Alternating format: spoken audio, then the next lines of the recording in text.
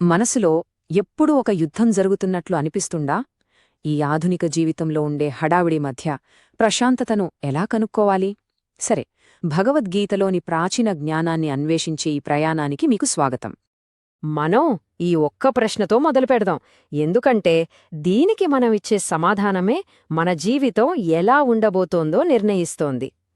మన మనసు మనకు గొప్ప స్నేహితుడుగా ఉండగలదు, లేదా మన బద్ధ శత్రువుగా కూడా మారగలదు అని గీత చెబుతోంది. ఈ రెండింటి మధ్యున్న తేడా ఏంటో ఇప్పుడు లోతుగా చూద్దాం. సరే, మన మొదటి అంశం మనస్సు. ప్రాచీన గ్రంథాల ప్రకారం మన జీవితంలో ఎదురయ్యే గందరగోళానికి, ఇంకా ఆశ్చర్యకరంగా మన విజయానికి కూడా కారణమిదే. అసలు ఒకే మనసు ఈ రెండింటికీ ఎలా కారణమవుతుంది? చూద్దాం. శ్రీకృష్ణుడు చెప్పిన దాని ప్రకారం మనసు స్వభావమే ఒక కొమ్మ నుండి మరో కొమ్మకు దూకే కోతిలాంటిది. ఇది మనందరికీ అనుభవమే కదా? ఆ కోతిని అదుపులో పెట్టడమంటే మాటలు కాదు. ఇక్కడే అసలు విషయముంది.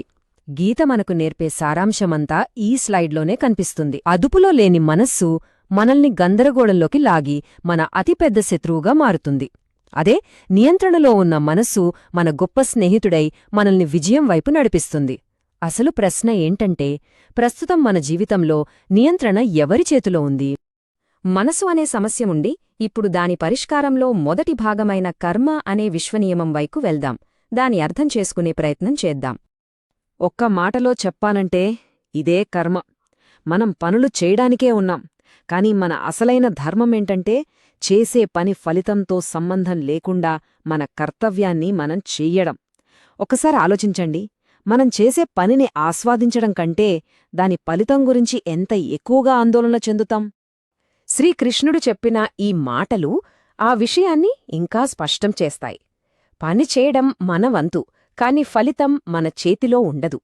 ఆ ఫలితంపై ఆశ వదిలేసినప్పుడే మనకు నిజమైన స్వేచ్ఛ లభిస్తుంది. ఇది మన ఆలోచనా విధానంలో చాలా పెద్ద మార్పు కదా. ఈ స్లైడ్ అద్భుతంగా వివరిస్తుంది. మనం ఈరోజు అనుభవిస్తున్నదంతా మన గత కర్మల ఫలితమే. అలాగే మనం ఈరోజు చేసే పనులే మన రేపటి జీవితాన్ని నిర్మిస్తాయి. ఈ చక్రం ఆగకుండా నిరంతరం కొనసాగుతూనే ఉంటుంది. బయట ప్రపంచంలోని కర్మల నుండి ఇప్పుడు మన అస్తిత్వంలోకి ఇంకా లోతుగా వెళ్దాం. మన లోపల ఉండే ఆత్మ గురించి తెలుసుకుందాం. గీత ప్రకారం ఈ రెండిటి మధ్య తేడా తెలుసుకోవడం చాలా ముఖ్యం. శరీరం మనం ప్రయాణించడానికి ఉపయోగించే ఒక కారు లాంటిది. అది శాశ్వతం కాదు. కాని ఆ కారును నడిపే డ్రైవర్ అంటే ఆత్మ ఎప్పటికీ ఉండేది, స్థిరమైనది. ఆత్మ శాశ్వతమైనది అని అర్థం చేసుకోవడానికి ఇంతకంటే మంచి ఉదాహరణ ఉండదేమో. శరీరం కేవలం ఒక వస్త్రం లాంటిది. పుట్టడం, చనిపోవడం అనేవి కేవలం ఆత్మ తన శరీరాన్ని మార్చుకునే ప్రక్రియలు మాత్రమే. అందుకే మన నిజస్వరూపమైన ఆత్మకు ఎలాంటి భయం లేదని గీత స్పష్టంగా చెబుతుంది. అది శాశ్వతమైనది, నాశనం లేనిది. ఈ నిజాన్ని అంగీకరించగలిగితే మనల్ని భయం నుండి విముక్తి చేసి ఈ క్షణంలో సంపూర్ణంగా జీవించడానికి స్వేచ్ఛనిస్తుంది. ఇప్పటిదాకా మనం తాత్వికమైన విషయాలు మాట్లాడుకున్నాం. ఇప్పుడు ఆ ఆలోచనలను ఆచరణలో పెట్టి మనల్ని అంతఃశాంతి వైపు నడిపించే ఒక ప్రాక్టికల్ మార్గాన్ని చూద్దాం. గీత సారాంశాన్ని ఈ 4 దశలుగా చూడొచ్చు. మొదటిది, ఫలితంపై ఆశ లేకుండా మీ పని మీరు చేయండి. రెండవది, కోపాన్ని అదుపులో ఉంచుకోండి, ఎందుకంటే అది మన వివేకాన్ని నాశనం చేస్తుంది. మూడవది, అనవసరమైన అనుమానాలను వదిలేయండి, అవి మనశ్శాంతిని దొంగిలిస్తాయి. ఇక చివరగా, మోహం నుండి బయటపడండి, ఎందుకంటే అదే అన్ని దుఃఖాలకు మూలకారణం. ఇప్పుడు మనం చివరి, బహుశా అన్నింటికంటే అత్యంత శక్తివంతమైన రూపకానికి వచ్చేశాం. అదే మన జీవితానికి మనమే సారథులు అనే అద్భుతమైన భావన.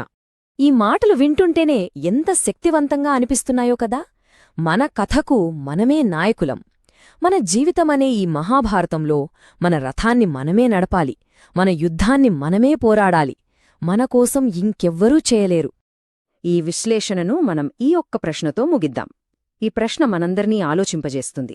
మీ జీవిత యుద్ధంలో మీ మనసుని, మీ పనులని ఎవరు నియంత్రిస్తున్నారు? ఆ పగ్గాలు చేతిలోకి తీసుకునే సమయం వచ్చిందేమో. ఒక్కసారి ఆలోచించండి.